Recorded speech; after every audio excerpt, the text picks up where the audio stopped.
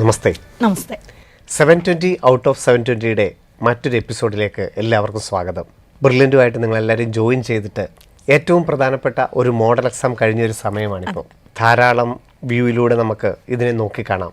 ഞങ്ങളുടെ ടീച്ചിങ് ഗ്രൂപ്പുകൾ, ഞങ്ങളുടെ മാനേജ്മെൻറ്റ് സെക്ഷനൊക്കെ ഓരോ വിദ്യാർത്ഥികളെയും അനലൈസ് ചെയ്യുന്ന ഒന്നാമത്തെ എക്സാം. കുട്ടികൾ അവരവരെ തന്നെ നോക്കിക്കാണുന്ന ഒരു പ്രധാനപ്പെട്ട എക്സാം. പേരൻസിന് അവരുടെ ഒരു ഏറ്റവും വലിയ പ്രതീക്ഷയാണ് നീറ്റ് 2025. അതിൽ അവരവരുടെ കുട്ടികൾ എത്രത്തോളവും ഹാർഡ് വർക്ക് ചെയ്യുന്നു, എത്രത്തോളവും അവർക്ക് അതിൻ്റെ റിസൾട്ട് കിട്ടുന്നു എന്നൊക്കെ തിരിച്ചറിയാൻ തുടങ്ങുന്നൊരു സമയം. അതുപോലെ തന്നെ ഓൺലൈനായിട്ട് മാത്രം അറ്റൻഡ് ചെയ്യുന്ന കുട്ടികൾക്ക് തങ്ങളുടെ കഴിവിനെ ഒന്ന് വിശകലനം ചെയ്യാനുള്ള സമയങ്ങൾ. അങ്ങനെ ധാരാളം പോയിന്റുകൾ നമുക്ക് വേണമെങ്കിൽ ഈ ഒരു എക്സാമിൽ നിന്ന് ക്രിയേറ്റ് ചെയ്തെടുക്കാൻ സാധിക്കും. ആദ്യമായിട്ട് ടീച്ചർ ശരിയാണ്, നമുക്ക് നമ്മുടെ റിപ്പീറ്റേഷന് വരുമ്പോഴുള്ള ഏറ്റവും വലിയ ഒരു പ്രധാന ഒരു കുട്ടികൾ ഫേസ് ചെയ്യുന്ന ഒരു പ്രോബ്ലത്തിൽ നിന്ന് തന്നെ നമുക്ക് തുടങ്ങാം. അതായത് എല്ലാവരും അവരവരുടെ നാട്ടിലെ അല്ല അവരവരുടെ സ്കൂളുകളിലെ ഒക്കെ ടോപ്പേഴ്സാണ്. ഏറ്റവും നല്ല മാർക്കുകൾ മേടിച്ചു, വിവിധ സ്ട്രീമുകളിൽ പഠിച്ചു.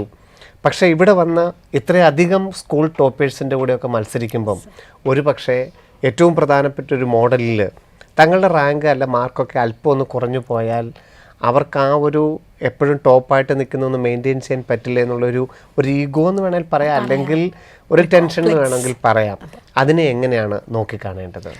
ശരിക്കും സാർ ഇതൊരു വലിയൊരു അഡ്രസ്സ് ചെയ്യേണ്ട ഒരു കാര്യമായിട്ട് തന്നെയാണ് തോന്നുന്നത്. കാരണം മോഡൽ എക്സാം കഴിഞ്ഞപ്പോഴാണ്, യൂണിറ്റ് എക്സാം ഒക്കെ നടന്നപ്പോഴും കുറച്ച് കുട്ടികളെ ഉണ്ടായിരുന്നുള്ളൂ. അവർ വന്ന് അയ്യോ മിസ്സേ ഞാൻ താഴെ പോകുന്നു പഴയതുപോലെ എന്നൊക്കെ പറയുമായിരുന്നു. പക്ഷേ മോഡൽ എക്സാം ആണ് അവർ കുറച്ചുകൂടെ സീരിയസ് ആയിട്ട് അതിനെ അപ്രോച്ച് ചെയ്തതും.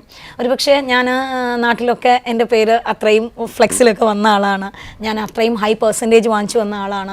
അപ്പോൾ എനിക്ക് ഞാൻ നിൽക്കേണ്ട ഒരു പൊസിഷൻ ഉണ്ട് എന്നൊരു പ്രീ പ്രഡിക്ഷൻ, ഇവിടെ തന്നെ ഞാൻ നിൽക്കണം എന്നൊരു വാശി. ആ ഒരു വാശി നല്ലതാണ്, കാരണം പഠിക്കാൻ നമുക്ക് അങ്ങനെ ഒരു വാശിയുണ്ട്. ഞാൻ എവിടെയാണോ നിൽക്കുന്നത് അവിടെ തന്നെ ഞാൻ നിൽക്കണം, ഇനി മുന്നോട്ട് പോകണം എന്നൊരു വാശി നമുക്ക് വേണം, ഡെഫിനറ്റ് ആയിട്ടും വേണം. പക്ഷേ അതിൽ എന്തെങ്കിലും ഒരു കുറവ് വരുമ്പോൾ ഇതാണ് എൻ്റെ എല്ലാം, ഇനി ഞാൻ ഇല്ല എന്നുള്ള രീതിയിലേക്ക് ഒരു തിങ്കിങ് വന്നു പോകുന്നതാണ് നമുക്ക് അനാരോഗ്യകരമായിട്ട് പറയേണ്ടത്. കാരണം ഇതൊരു കോമ്പറ്റീറ്റീവ് എക്സാമിനേഷനുള്ള ഒരു വലിയ തയ്യാറെടുപ്പാണ്. ഇവിടെ ഒരു ചാപ്റ്റർ അല്ല, ഒരു സബ്ജക്റ്റ് അല്ല, മാത്രമല്ല നിങ്ങൾ 95% മാർക്ക് വാങ്ങിച്ച് ഒന്നാമതെത്തിയപ്പോൾ നിങ്ങളുടെ താഴെയുള്ള കുട്ടി 94% വാങ്ങിയത്. പക്ഷേ ഇവിടെയുള്ള വ്യത്യാസം, ഇവിടെയുള്ള കുട്ടികളെല്ലാം തന്നെ 95% അല്ലെങ്കിൽ 96%, 97% വാങ്ങിയവരാണ്. അപ്പോൾ അവരോടുള്ള മത്സരം എന്ന് പറയുമ്പോൾ അതിനെ നിങ്ങൾ കാണേണ്ടത് വേറൊരു തലത്തിൽ തന്നെയാണ്. അവിടെ ഞാനായിരുന്നു ഏറ്റവും മികച്ചത്, എനിക്കൊന്ന് മാർക്ക് കുറഞ്ഞു പോയി, അപ്പം എനിക്ക് വലിയൊരു കുറവ് വന്നുപോയി, ഞാൻ എവിടേക്കോ താഴെ പോകപ്പെട്ടു, അങ്ങനെയുള്ള കാര്യങ്ങളൊന്നും തന്നെ നിങ്ങളിപ്പോൾ വിചാരിക്കാനേ പാടില്ല.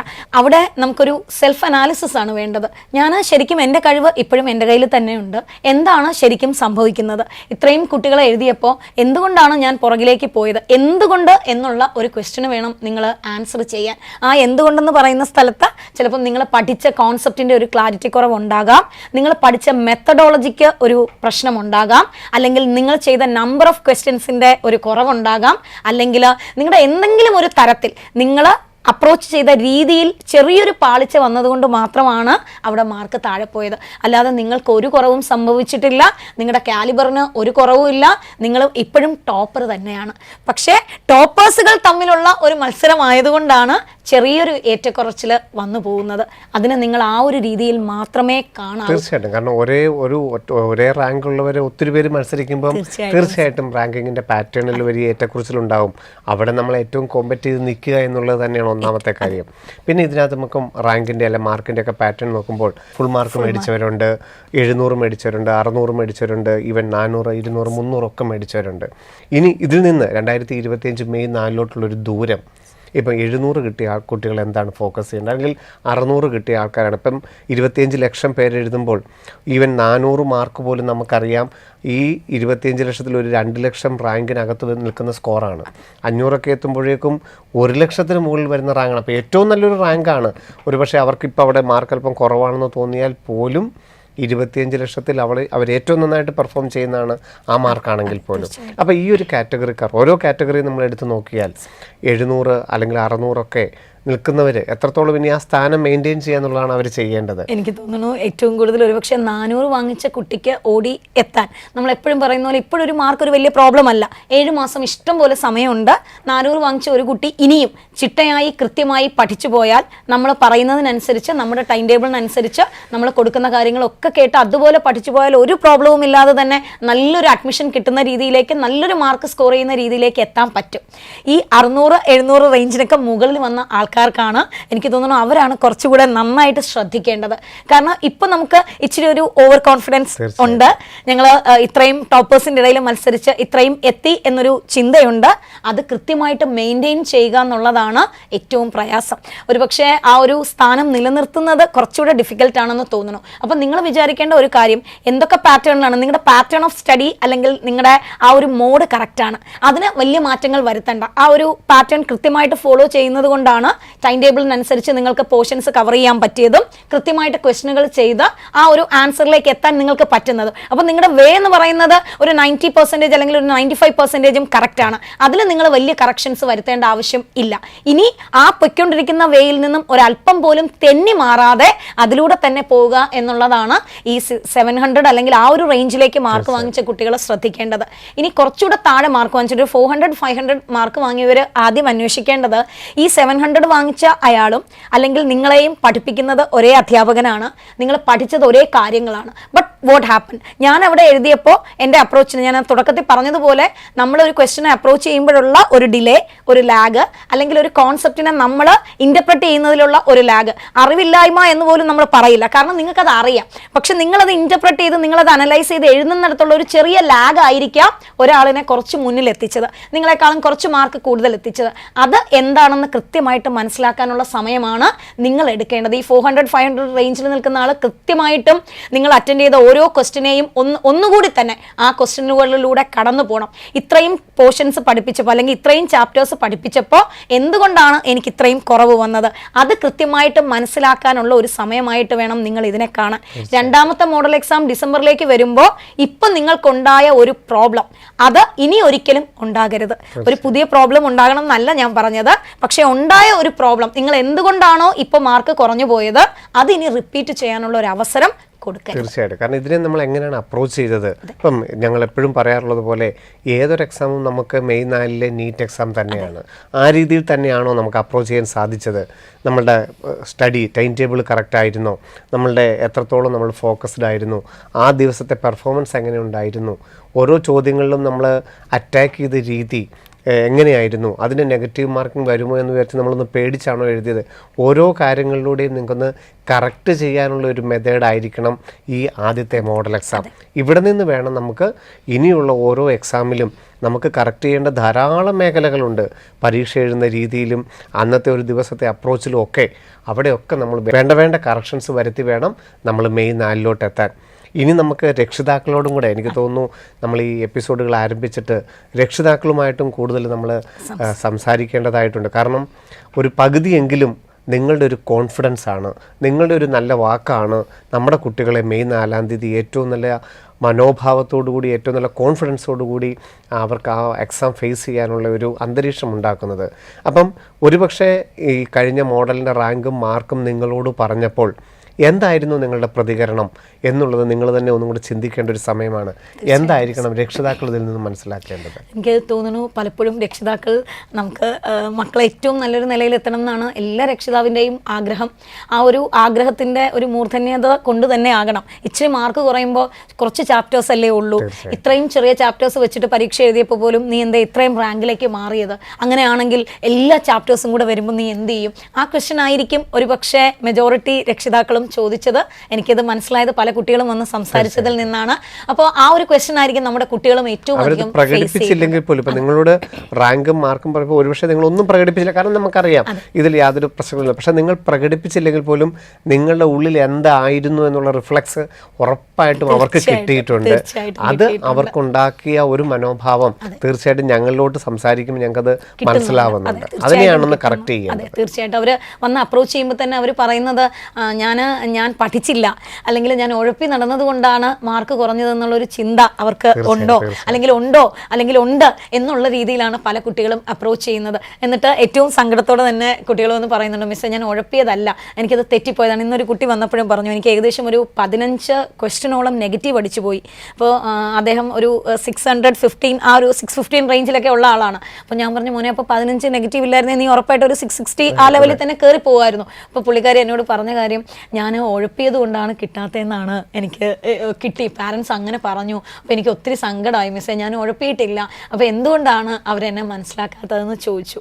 അപ്പോൾ എനിക്ക് അത് കേട്ടപ്പോൾ തന്നെ എനിക്ക് രക്ഷിതാക്കളോട് പറയാനുള്ള ഒരു കാര്യം അത് തന്നെയാണ്. പല കുട്ടികളും ഉഴപ്പിയിട്ടല്ല, അവർ ഉഴപ്പുന്നില്ല, നന്നായിട്ട് ഹാർഡ് വർക്ക് ചെയ്യുന്നുണ്ട്. കാരണം ഞങ്ങൾ കാണുകയാണ് അവരെ. രാവിലെ 7:30 വരുന്ന കുട്ടികൾ ശരിക്കും 5:30 വരെ ബ്രില്യൻ്റ് ക്യാമ്പസിനകത്തുണ്ട്. അവർ എത്രത്തോളം ഹാർഡ് വർക്ക് അതിനകത്ത് ഇടുന്നുണ്ടെന്നുള്ളത് ഒരുപക്ഷെ നമ്മൾ വീട്ടിലിരിക്കുന്നത് കൊണ്ട് നിങ്ങളുടെ ആവലാതി കൊണ്ടാണ്, ബട്ട് സ്റ്റിൽ ഞങ്ങൾക്കറിയാം. അപ്പോൾ അത്രയും ഇഫേർട്ട് ഇട്ടിട്ട് പോലും അങ്ങനെ ഒരു റിയാക്ഷൻ വരുമ്പോൾ കുഞ്ഞു മനസ്സാണ്, അവർക്കത് അത്രത്തോളം ആക്സെപ്റ്റ് ചെയ്യാൻ പറ്റില്ല. നമ്മുടെ ബുദ്ധിമുട്ട്, നമ്മുടെ പ്രയാസങ്ങളൊക്കെ നമ്മുടെ കയ്യിലുണ്ട്. ബട്ട് അത് അവരിലേക്ക് ചിലപ്പം പല രക്ഷിതാക്കളും ഇത് നേരിട്ട് തന്നെ പറഞ്ഞിട്ടുണ്ടാകില്ല. പക്ഷെ നിങ്ങളുടെ ഒരു ഗസ്റ്റ്, നിങ്ങളുടെ ഒരു അപ്രോച്ച്, നിങ്ങളുടെ എന്തെങ്കിലും ഒരു വാക്കുകളിൽ പോലും നിങ്ങൾ അറിയാതെ വീണ ഒരു കാര്യം അവരത് ക്യാച്ച് ചെയ്ത് ഇതുകൊണ്ടാണ് എന്ന് മനസ്സിൽ വെച്ചിട്ടാണ് വന്നിരിക്കുന്നത്. അത് കുട്ടികളിൽ ചെറുതായിട്ടെങ്കിലും ഒരു പ്രശ്നം ഉണ്ടാക്കിയിട്ടുണ്ട്. അപ്പം നമ്മൾ എപ്പോഴായാലും അവരോട് സംസാരിക്കുമ്പോൾ സാരമില്ല മോനെ, കുഴപ്പമില്ല, ഇതിപ്പോൾ ഫസ്റ്റ് മോഡൽ എക്സാം അല്ലേ ആയുള്ളൂ, അതേ അപ്രോച്ച് തന്നെ ആയിരിക്കണം. കാരണം നമുക്ക് ആവശ്യത്തിന് സമയമുണ്ട്. അപ്പൊ എന്റെ കുട്ടിക്ക് അത് പറ്റും, എന്റെ കുട്ടി അത് വിചാരിക്കാഞ്ഞിട്ടല്ല.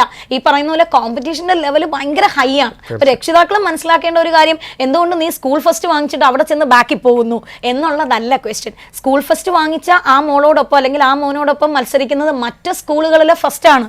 അപ്പൊ അവരോട് മത്സരിക്കുമ്പോൾ എന്റെ മോന് എന്താണ് കുറവ് വരുന്നത്, അത് നിങ്ങൾ മനസ്സിലാക്കാനാണ് ശ്രമിക്കേണ്ടത്. അതിന് അവരോട് വളരെ എന്താ പറയുക, ഏറ്റവും സ്നേഹത്തിൽ അവരോട് എന്താ മോനെ മാർക്ക് കുറഞ്ഞതെന്ന് നമുക്ക് ചോദിച്ച് മനസ്സിലാക്കാം.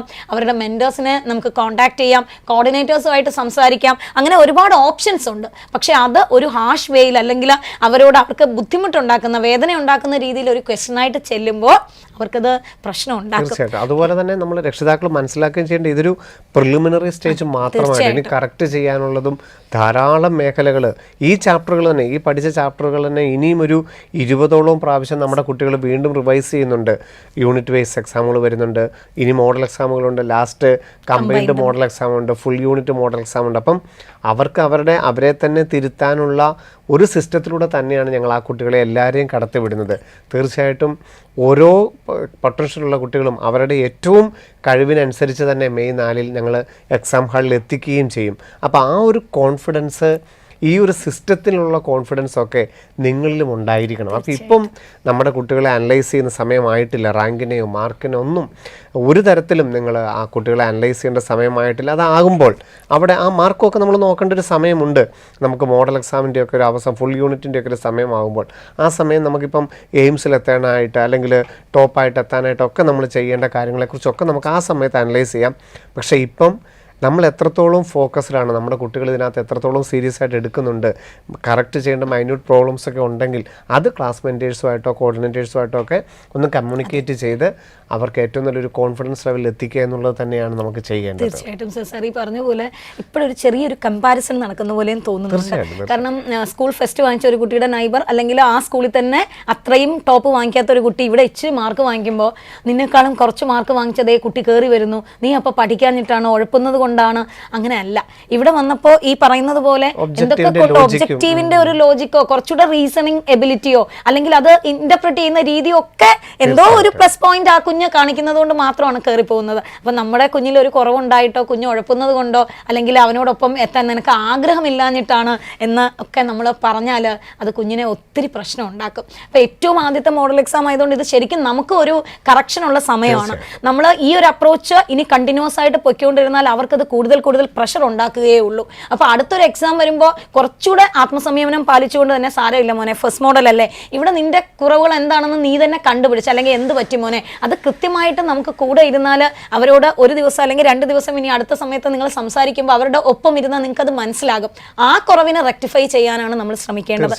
അതിന് പകരം അവർ നന്നായിട്ട് ശ്രമിക്കാഞ്ഞിട്ടല്ല. പക്ഷേ നിങ്ങൾ മനസ്സിലാക്കേണ്ട ഒരു കാര്യം, അവർ എത്രത്തോളം ശ്രമിക്കുന്നുണ്ടോ അതേ രീതിയിൽ അല്ലെങ്കിൽ അതിനേക്കാൾ ഉപരി മറ്റൊരു കുട്ടിയും ശ്രമിക്കുന്നുണ്ട്. അപ്പൊ ഈ രണ്ടുപേരും അത്രയും ഹാർഡ് വർക്ക് ചെയ്യുമ്പോഴാണ് ഇതിൽ ആര് മുന്നിൽ പോകും, ആര് പുറകിലോട്ട് വരും എന്നൊരു ക്വസ്റ്റ്യൻ വന്നു പോകുന്നത്.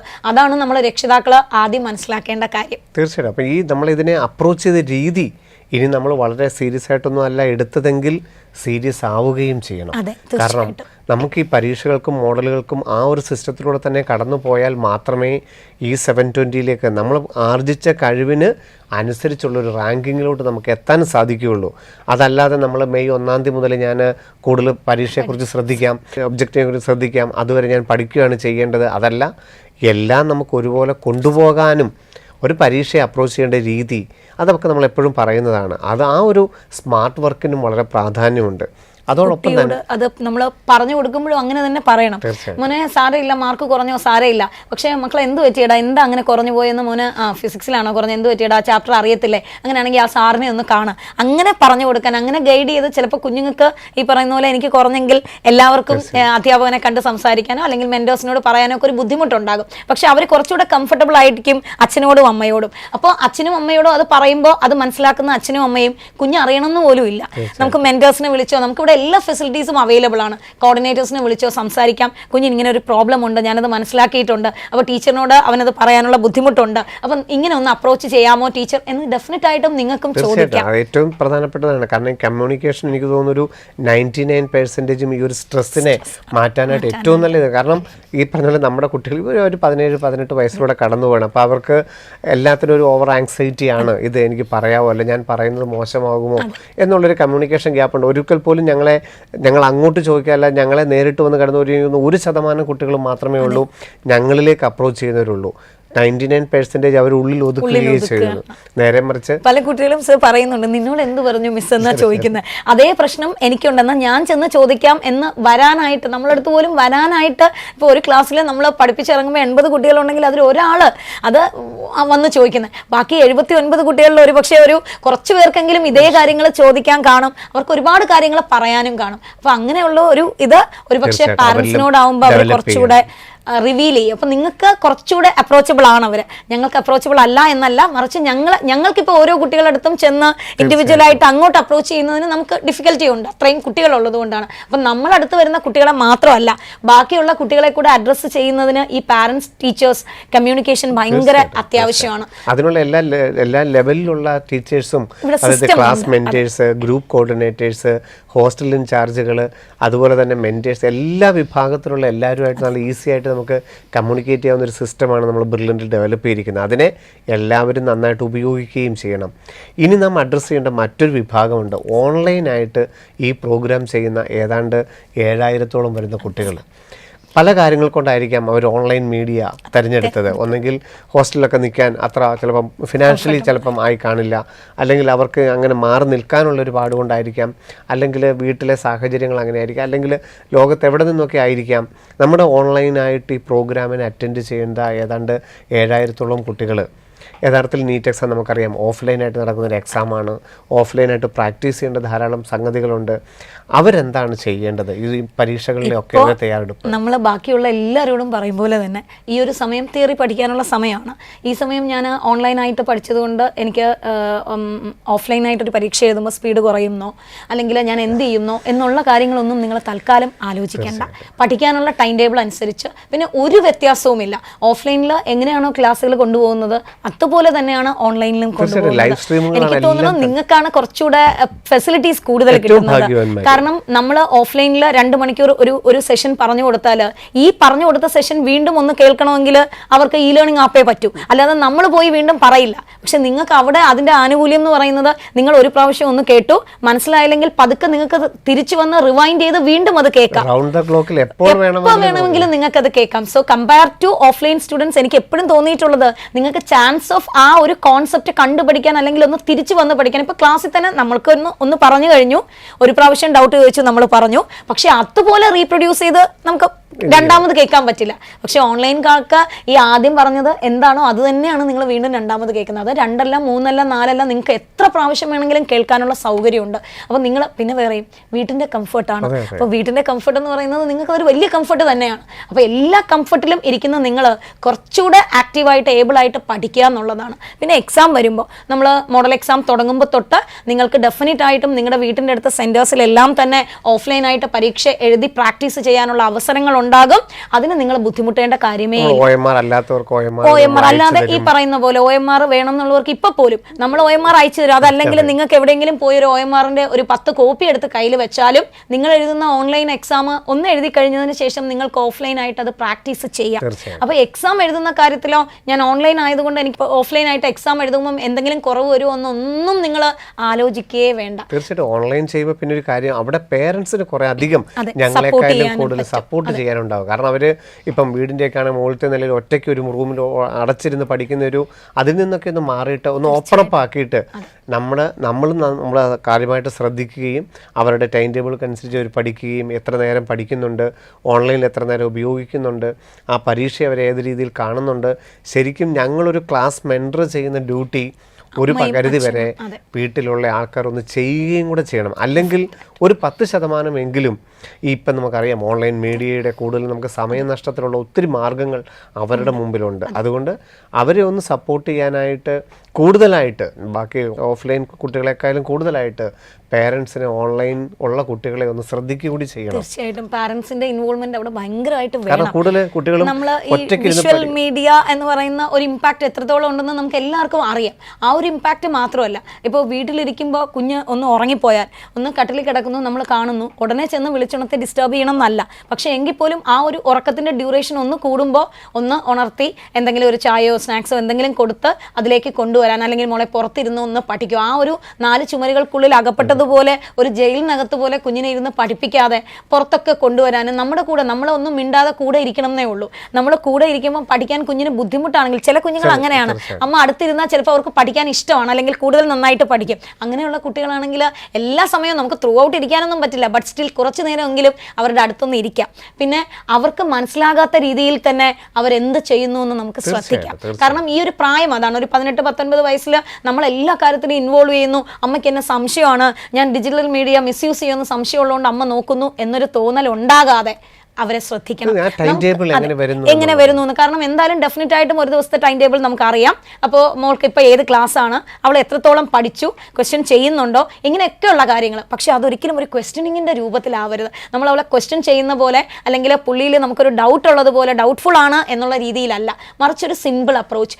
ഏറ്റവും കംഫർട്ടബിൾ ആയിട്ട് ആ കുഞ്ഞിനെ വിളിച്ചിരുത്തി നമ്മൾ എന്തായാലും ഫുൾ ടൈം പഠിക്കില്ല. അപ്പോൾ നമ്മുടെ അടുത്ത് വന്നിരുന്ന് സംസാരിക്കുന്ന സമയങ്ങളിൽ ഏറ്റവും ഹെൽത്തി ആയിട്ടുള്ള ഒരു സമയം അവർക്ക് വേണ്ടി കൊടുക്കണം. അവിടെ അവർക്ക് ആ കമ്മ്യൂണിക്കേഷൻ പേരൻസ് മാത്രമേ ഉള്ളൂ. മുമ്പ് പറഞ്ഞ പോലെ തന്നെ ഒരു 99% നമ്മുടെ മെന്റൽ റിലാക്സേഷൻ ഏറ്റവും നല്ല മാർഗം എന്ന് പറയുന്നത് നമ്മൾ ഒന്ന് ഉറക്കെ പറയുക, ഒന്ന് ഓപ്പൺ അപ്പ് ആവുക എന്നുള്ളതാണ്. അവിടെ അപ്പം നിങ്ങളാണ് ഏറ്റവും കൂടുതൽ നിങ്ങൾ അടുത്തുള്ളത്. അതുകൊണ്ട് ടൈം ടേബിളിനെ കുറിച്ചും പരീക്ഷയെക്കുറിച്ചും ഇന്ന് നടന്ന ക്ലാസ്സുകളെക്കുറിച്ചും ലൈവ് സ്ട്രീമിങ്ങിനെ കുറിച്ചും എല്ലാത്തിനെക്കുറിച്ചും നിങ്ങളൊന്ന് കമ്മ്യൂണിക്കേറ്റ് ക്വാളിറ്റി ടൈം അവർക്ക് വേണ്ടി സ്പെൻഡ് ചെയ്യുക. തീർച്ചയായിട്ടും ക്ലാസ് മെന്റർ ഉണ്ട്, അവർ ഫോൺ ചെയ്യുന്നുണ്ട്. ഇനി തിരിച്ച് അവരെ അങ്ങോട്ട് വന്ന് ഫോൺ ചെയ്തിട്ടാണെങ്കിലും എപ്പോഴും ഒരു കമ്മ്യൂണിക്കേഷൻ വളരെ വളരെ ഹെൽത്തി ആയിട്ട് നിലനിർത്താൻ ഓൺലൈൻ ഗ്രൂപ്പുകൾക്ക് പേരൻസിനും വളരെയധികം ചെയ്യേണ്ടിയിരിക്കുന്നു. അതുപോലെ തന്നെ ഇപ്പം നമ്മുടെ കുട്ടികളെല്ലാവരും തന്നെ നമ്മൾ ജൂണിൽ നമ്മുടെ റിപ്പീറ്റ് ചെയ്യാനായിട്ട് നമുക്ക് എത്തി. എല്ലാവരോടും തന്നെ നമ്മൾ ഓണത്തിന് വീട്ടിൽ പോകണം, പേരൻസിൻ്റെ കൂടെ അടുത്ത് നിൽക്കണം എന്നൊക്കെ പറഞ്ഞു. പക്ഷേ ഇനിയും ഇപ്പോൾ പൂജ ഹോളിഡേയ്സ് വരുന്നുണ്ട്, ക്രിസ്മസ് ഹോളിഡേയ്സ് വരുന്നുണ്ട്. പക്ഷേ എനിക്ക് തോന്നുന്നു നമ്മൾ പഠിത്തത്തിൽ, കാരണം ആദ്യത്തെ 2 മാസം ഒരു ട്രയൽ റൺ ആയിരുന്നു, ഇനി നമ്മൾ ഫോക്കസ് ചെയ്യാനുള്ള, ഇപ്പോൾ ടീച്ചർ ഇന്നലെ തന്നെ എടുത്ത് വീഡിയോ പറഞ്ഞ പോലെ തന്നെ നമ്മൾ പഠിത്തത്തിലേക്ക് ഒരു അല്പം കൂടി ഒരു ചുവട് കൂടുതൽ വെക്കേണ്ടതായിട്ടുള്ള സമയമുണ്ട്. യഥാർത്ഥത്തിൽ ഇനിയുള്ള ആ വെക്കേഷനുകൾ കുറച്ചുകൊണ്ട് കൂടുതൽ ഫോക്കസ് ചെയ്യാൻ, ഇന്നലെ അത് വളരെ ഡീറ്റെയിൽ ആയിട്ട് പറഞ്ഞിട്ടുണ്ടെങ്കിൽ പോലും പഠിത്തത്തിലേക്ക് ഒന്നും കൂടി ആഴ്ന്നിറങ്ങേണ്ട ഒരു സമയമല്ലേ ഇത്? തീർച്ചയായിട്ടും അതെ. എനിക്ക് തോന്നുന്നു ഇപ്പോൾ ഓണം എന്ന് പറയുന്നത് ഈ പറയുന്ന വീട്ടിൽ നിന്ന് മാറി വന്നിട്ട് ആദ്യത്തെ ഒരു വെക്കേഷൻ ആണ്. അതുകൊണ്ടാണ് എല്ലാവരോടും നിങ്ങൾ പൊയ്ക്കോ എന്നുള്ളത് ഞങ്ങളും പറഞ്ഞത്. നിങ്ങളും നന്നായിട്ട് ആഘോഷിച്ചാണ് തിരിച്ചു വന്നത്. അപ്പോൾ ഇനി നമുക്ക് ആഘോഷങ്ങൾക്കൊക്കെ കുറച്ച് ആഘോഷിക്കേണ്ടെന്നല്ല കേട്ടോ. ക്രിസ്മസ് വരും, പൂജ വരും, എല്ലാം വരും, നമ്മൾ ആഘോഷിക്കണം. പക്ഷെ അതിനൊരു ലിമിറ്റ്, നമ്മൾ ഇത്രയും ദിവസങ്ങൾ അതിനുവേണ്ടി നമ്മളിപ്പോൾ ഓണം നമ്മൾ 3 ദിവസം ആഘോഷിച്ചവരാണെങ്കിൽ ക്രിസ്മസ് നമുക്ക് ഒരു ദിവസം ആഘോഷിച്ചാൽ മതി. പൂജ നമ്മൾ എന്തായാലും പൂജ ഒരു ദിവസം നമ്മൾ ഇച്ചിരി നേരം പഠിക്കാതിരിക്കുക. അപ്പോൾ ഇച്ചിരി നേരം പഠിക്കാതിരുന്നാൽ മതി, ബാക്കിയുള്ള സമയം നമുക്ക് പഠിക്കാം. അപ്പോൾ ഇനി ഈ പറയുന്ന പോലെ സ്റ്റഡീസിൽ നമ്മൾ അതിൽ തന്നെ ഫോക്കസ് ചെയ്ത് തെന്നി മാറാതിരിക്കാനുള്ള സമയം. ഇതുവരെ നമ്മൾ തെന്നി മാറിയിട്ടുണ്ടെന്നല്ല, പക്ഷെ എങ്കിലും ഇനി കുറച്ചുകൂടെ സീരിയസ് ആയിട്ട് ഓരോ മാസം അല്ലെങ്കിൽ ഓരോ ദിവസം കഴിയുന്തോറും നമ്മൾ പരീക്ഷയോട് അടുക്കുന്നു എന്നൊരു ബോധം നമുക്ക് വേണം. അതിനനുസരിച്ച് നമ്മൾ എത്രത്തോളം കോൺസെൻട്രേറ്റ് ചെയ്യാൻ നോക്കണം. കാരണം വേറെയും ഒരു കാര്യമുണ്ട്, ഏറ്റവും അടുത്ത നിമിഷങ്ങളിലാണ് ഒരുപക്ഷെ നമുക്ക് കോൺസെൻട്രേഷൻ മാറിപ്പോകാനുള്ള സാധ്യതയും വരുന്നത്. അപ്പോൾ അവിടെ നമ്മുടെ കോൺസെൻട്രേഷനെയും ഫോക്കസിനെയും പിടിച്ചു നിർത്തുക എന്നുള്ളത് ഈ സമയത്ത് ഏറ്റവും ഇമ്പോർട്ടൻ്റ് ആണ്. ചേഞ്ചിങ് നമുക്ക് വേറെയും ഒരു കാര്യം, ഇപ്പൊ എനിക്ക് തോന്നുന്നു ഓണം കഴിഞ്ഞ് വരുമ്പോൾ അവരുടെ മനസ്സിൽ ഇപ്പൊ ക്രിസ്മസ് വരും, ഒരു മാസേ ഉള്ളൂ, 10 ദിവസം, അങ്ങനെയല്ല നിങ്ങൾ ആലോചിക്കേണ്ടത്. ക്രിസ്മസ് വന്നോട്ടെ, പൂജ വന്നോട്ടെ, ഇനി ആഘോഷങ്ങൾ ദീപാവലി വന്നോട്ടെ, എല്ലാം വന്നോട്ടെ, പക്ഷെ അത് വരുമ്പോൾ നിങ്ങൾ ആലോചിക്കേണ്ടത് ഇതെല്ലാം അടുത്ത വർഷം ഞാൻ ഏറ്റവും ഇഷ്ടപ്പെടുന്ന ഒരു സ്ഥലത്ത് നിന്ന് വന്ന് വേണം ആഘോഷിക്കാൻ. അതിന് ഞാൻ എന്താണ് ചെയ്യേണ്ടത്? അപ്പൊ ഇപ്രാവശ്യം നമ്മൾ ഒരു ദിവസം ഒന്ന് കുറച്ച് ആഘോഷിച്ചു എന്ന് വിചാരിച്ചിട്ട് നമുക്കൊന്നും നഷ്ടപ്പെടാൻ പോകുന്നില്ല, മറിച്ച് അടുത്ത വർഷം നമുക്ക് അതും കൂടി ചേർത്ത് ആഘോഷിക്കാനുള്ള ഒരു അവസരം ഉണ്ടാകും. നേടിയെടുത്ത ആരോട് വേണമെങ്കിലും 720, 715, 712 നേടിയെടുത്ത ആരോട് നിങ്ങൾ ചോദിച്ചോളൂ. കഷ്ടപ്പെടാതെ, ബുദ്ധിമുട്ടാതെ, കുറേ അധികം ത്യാഗങ്ങൾ സഹിക്കാതെ ഒന്നും നമുക്ക് നേടാനാവില്ല. അതുകൊണ്ട് നമ്മുടെ നീറ്റ് 2025 മെയ് 4-ാം തീയതി ഏറ്റവും നല്ല ഒരു റിസൾട്ടിലൂടെ എത്താനായിട്ട് ഇനി കൂടുതൽ നമ്മൾ കഷ്ടപ്പെടേണ്ടിയിരിക്കുന്നു, കൂടുതൽ നമ്മൾ ഫോക്കസ് ചെയ്യേണ്ടിയിരിക്കുന്നു. കുറേയധികം കാര്യങ്ങൾ വീട്ടിലെ ഫംഗ്ഷനുകളൊക്കെ, വിവാഹങ്ങളോ അല്ലെങ്കിൽ മറ്റു പല ആഘോഷങ്ങളും നമുക്ക് എത്തുന്നുണ്ട്. അതൊക്കെ നമ്മൾ തീർച്ചയായിട്ടും മാറ്റിവെക്കേണ്ടതുണ്ട്. അതിനകത്ത് തീർച്ചയായിട്ടും രക്ഷിതാക്കളും അവരുടേതായ റോളുണ്ട്. കാരണം നമ്മുടെ കുട്ടികളെ കൂടുതൽ പഠിത്തത്തിൻ്റെ കാര്യങ്ങളിലേക്ക്, ക്ലാസ്സുകളുടെ കാര്യങ്ങളിലേക്ക് ഒക്കെ കൂടുതൽ ശ്രദ്ധ കൊടുക്കേണ്ട ഒരു സമയമാണ് ഇനി വരുന്ന 7 മാസം. കാര്യം പറഞ്ഞാൽ ശരിയാണ്, ധാരാളം നമുക്ക് പഠിക്കാനുള്ള സമയമുണ്ട് 7 മാസം എന്ന് പറയുന്നത്. പക്ഷേ അത്രയും തന്നെ നമുക്ക് ചാപ്റ്റേഴ്സും കണ്ടന്റുകളും ഉണ്ട്. അത് അവർ എത്രയോ പ്രാവശ്യം റിവൈസ് ചെയ്യണം, അത് അവരുടെ ഓർമ്മയിൽ ഇരിക്കണം, പെട്ടെന്ന് പരീക്ഷ എഴുതണം. അങ്ങനെയുള്ള കാര്യങ്ങളും കൂടി നമ്മൾ ഇടയ്ക്ക് വളരെ സീരിയസ് ആയിട്ട് തന്നെ ഒരു അപ്രോച്ച് നമ്മൾ അവിടെ കൊടുക്കണം. അത് അവരെ പാനിക്കാക്കി സ്ട്രെസ്ഡ് ആക്കാനല്ല, മറിച്ച് ആ ഒരു ബോധം രക്ഷിതാക്കൾക്കും വേണം, അതോടൊപ്പം തന്നെ കുട്ടികൾക്കും വേണം. എങ്കിലേ നമുക്ക് ആ ഒരു അപ്രോച്ച് കുറച്ചുകൂടെ സീരിയസ് ആക്കാൻ പറ്റും. ഇത് നമ്മൾ ഈ ഒരു അപ്രോച്ച് മെയ് 4-ാം തീയതി പരീക്ഷയ്ക്ക് മെയ് 1-ാം തീയതിയോ 2-ാം തീയതിയോ അല്ല ചെയ്യേണ്ടത്, മറിച്ച് ഇപ്പം നമുക്ക് ആവശ്യത്തിന് സമയമുണ്ട്. പക്ഷെ ആ സമയം ഒരു ദിവസം പോലും നമ്മൾ കളയുന്നതിനനുസരിച്ച് നമ്മുടെ വീണ്ടും നമ്മൾ എടുക്കേണ്ട ഇഫേർട്ട് കൂടിക്കൊണ്ടിരിക്കും. അപ്പം നമുക്കൊരു മിനിമം ഇഫേർട്ടിൽ അല്ലെങ്കിൽ നമ്മളെ കൊണ്ട് പറ്റുന്ന ഒരു ഇഫേർട്ടിൽ ഇത് നടക്കണം എന്നുണ്ടെങ്കിൽ നമ്മൾ ഇപ്പോഴേ ശ്രമിച്ചാൽ മതി. ഏറ്റവും ലാസ്റ്റ് വെച്ചിട്ട് നമ്മൾ ഓടിയെത്താൻ നോക്കുമ്പോൾ അത്രയും എഫേർട്ട് നമുക്ക് ഒരുമിച്ച് ചിലപ്പോൾ ഇടാൻ കഴിയണം എന്നില്ല. അവിടെയാണ് നമ്മൾ ടെൻഷൻ ആവുന്നതും നമുക്ക് ഡിപ്രഷൻ വരുന്നതും നമുക്ക് പ്രോബ്ലം ഒക്കെ വരുന്നത്. പക്ഷേ ഇപ്പോഴേ നമ്മൾ സിസ്റ്റമാറ്റിക് ആയിട്ട് പോവുകയാണെങ്കിൽ നമുക്ക് ഒരു പ്രോബ്ലവും ഇല്ലാതെ തന്നെ നല്ലൊരു വിജയം കിട്ടും. തീർച്ചയായിട്ടും. അതുപോലെ തന്നെ റിപ്പീറ്റ് ചെയ്യുന്നവരും 3rd ടൈം ചെയ്യുന്നവരും ഒക്കെ ഇപ്പം നിങ്ങൾക്ക് വളരെ നല്ല മാർക്ക് കിട്ടിയിട്ടുണ്ട്. കാരണം നിങ്ങൾ ഈ പാറ്റേൺ നിങ്ങൾക്ക് വളരെ ഫെമിലിയർ ആയതുകൊണ്ട് വളരെ നല്ല മാർക്ക് കിട്ടിയിട്ടുണ്ട്. പക്ഷേ ഡിസംബറിലോട്ട് എത്തുമ്പോഴേക്കും നിങ്ങൾ ഓവർ ആങ്സൈറ്റി അല്ലെങ്കിൽ നിങ്ങൾക്കൊരു ടെൻഷൻ പതുക്കെ നിങ്ങളിലോട്ട് പിടിപെടാനുള്ള സാധ്യതയുണ്ട്. കാരണം ഈ വർഷം ആദ്യമായിട്ട് വരുന്നവർ പയ്യെ അവരും ഈ ഒരു കോമ്പറ്റീഷനിലോട്ട് വരുമ്പോഴേക്കും. അപ്പം നിങ്ങൾ ചെയ്യേണ്ടത് ഓരോ ചാപ്റ്ററുകളിൽ നിന്നും നിങ്ങൾക്ക് മെയിൻറ്റെയിൻ ചെയ്യാതെ, കാരണം തിയറി പാർട്ട് ഓൾറെഡി ഒരു 90% നിങ്ങൾ ഓക്കെ ആയിരിക്കും. വീണ്ടും കേൾക്കുമ്പോൾ ഒരുപക്ഷെ നിങ്ങൾക്ക് അത് അരോചകവുമാകാൻ തോന്നി തുടങ്ങും. അപ്പം അത് സ്കിപ്പ് ചെയ്യാൻ ഒരു കാരണവശാലും ശ്രദ്ധിക്കുക. ചിലരെങ്കിലും പറയുന്നുണ്ട് ഞാൻ ചില ചാപ്റ്ററുകൾ മാറി നിന്നോട്ടെ, ചില ചാപ്റ്ററുകൾ ക്ലാസ്സിൽ നിന്ന് മാറി നിന്നോട്ടൊക്കെ.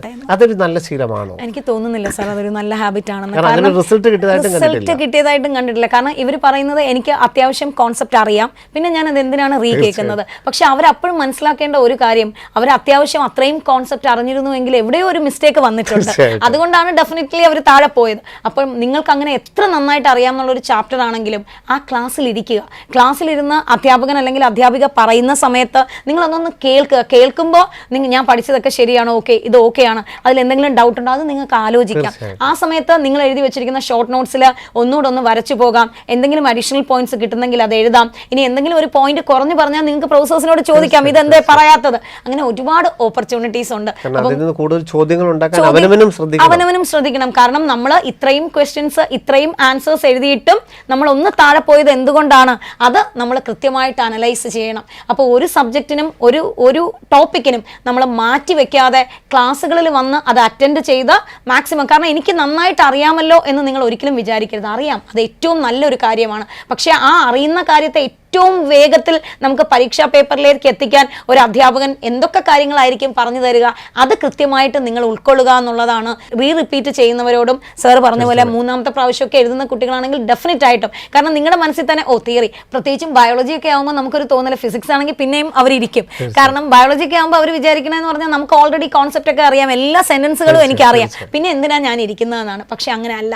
നമുക്ക് വരുന്ന സ്റ്റേറ്റ്മെന്റുകൾ, അസേർഷൻ റീസൺ ടൈപ്പ് ക്വസ്റ്റ്യൻ വരുമ്പോൾ ഇത്രയും കണ്ടന്റുകളാണ്, അത് മറന്നു പോകാനുള്ള സാധ്യതയും, അതാണോ ഇതാണോ ഇങ്ങനെയാണോ സെന്റൻസ്, അവിടെ നോട്ട് ഉണ്ടായിരുന്നോ, അതോ എന്താണ്, ഇങ്ങനെയൊക്കെയുള്ള ഒരുപാട് ക്വസ്റ്റ്യൻസ് വരാനുള്ള സാധ്യതയുണ്ട്. അത് എത്ര പ്രാവശ്യം നിങ്ങൾ ഉറപ്പിക്കുന്നു, അത് അത്രയും പ്രാവശ്യം അത്രയും ബെനിഫിഷ്യൽ ഇഫക്റ്റ് നിങ്ങൾക്ക് തരും. അപ്പോൾ അത് ഉറപ്പിക്കാനുള്ള ഏറ്റവും നല്ല മാർഗം എന്ന് പറയുന്നത് ക്ലാസ്സുകൾ അറ്റൻഡ് ചെയ്യുക, മാക്സിമം ക്വസ്റ്റ്യൻസ് ചെയ്യുക, ഒരു പരീക്ഷ പോലും സ്കിപ്പ് ചെയ്യാതിരിക്കുക. കഴിഞ്ഞ വർഷം നിങ്ങൾ ചെയ്ത മെറ്റീരിയലുകളിൽ നിന്നും ഒരുപാട് വ്യത്യാസമുള്ള മെറ്റീരിയലുകളാണ് വന്നിട്ടുള്ളത്. എങ്കിൽ പോലും കഴിഞ്ഞ വർഷത്തെയും ഈ വർഷത്തെയും നിങ്ങൾക്ക് എത്ര ക്വസ്റ്റ്യൻസ് ചെയ്യാൻ പറ്റുമോ അത്രയും ക്വസ്റ്റ്യൻസ് റിപ്പീറ്റ് ചെയ്തുകൊണ്ടേയിരിക്കുക. അപ്പോൾ ഇങ്ങനെയുള്ള കാര്യങ്ങളെല്ലാം നമ്മൾ ശ്രദ്ധിച്ചാൽ വിജയം എന്ന് പറയുന്നത് ഒരിക്കലും നമ്മുടെ അകലെയല്ല. പക്ഷെ ഏറ്റവും സിസ്റ്റമാറ്റിക് ആയിട്ട്, ഏറ്റവും ഇഫക്റ്റീവായിട്ട്, ഏറ്റവും റാപ്പിഡായിട്ട് ആരാണോ പോകുന്നത് അയാളാണ് ജയിക്കുന്നത്. നമുക്ക് ഒരു കുറവുകളും ഉണ്ടായിട്ടല്ല, പക്ഷേ മറ്റൊരാൾ നമ്മളെക്കാളും വേഗത്തിൽ അവൻ്റെ കൂടുതലുകളെ ഉപയോഗപ്പെടുത്തുന്നുണ്ട്. അപ്പം നമ്മുടെ കഴിവുകളെ എങ്ങനെ മാക്സിമം ഇഫേർട്ടായിട്ട് അല്ലെങ്കിൽ മാക്സിമം ഉപയോഗപ്പെടുത്താം എന്നാണ് നമ്മൾ ഓരോരുത്തരും ചിന്തിക്കേണ്ടത്. അതിനായിട്ട് ഞങ്ങൾ ബ്രില്യൻ്റ് കുടുംബാംഗങ്ങൾ നിങ്ങളോടൊപ്പമുണ്ട് ഓരോ ചുവടിലും. ഇനി നിങ്ങൾ നിങ്ങളുടെ കാര്യം അത് കൃത്യതയോടെ ചിട്ടയായിട്ട് ചെയ്താൽ മാത്രം മതി. ഞങ്ങളെല്ലാവരും നിങ്ങളുടെ കൂടെയുണ്ട്. എൻട്രൻസ് സംബന്ധമായ വാർത്തകളും അപ്ഡേഷനുകളും ഏറ്റവും വേഗം ആധികാരികമായി അറിയാൻ ബ്രില്യൻ്റ് സ്റ്റഡി സെന്റർ പാല യൂട്യൂബ് ചാനൽ സബ്സ്ക്രൈബ് ചെയ്യുക, ബെൽ ഐക്കൺ അമർത്തുക. ഈ വീഡിയോ മറ്റ് സുഹൃത്തുക്കളിലേക്കും ഷെയർ ചെയ്ത് നൽകുക.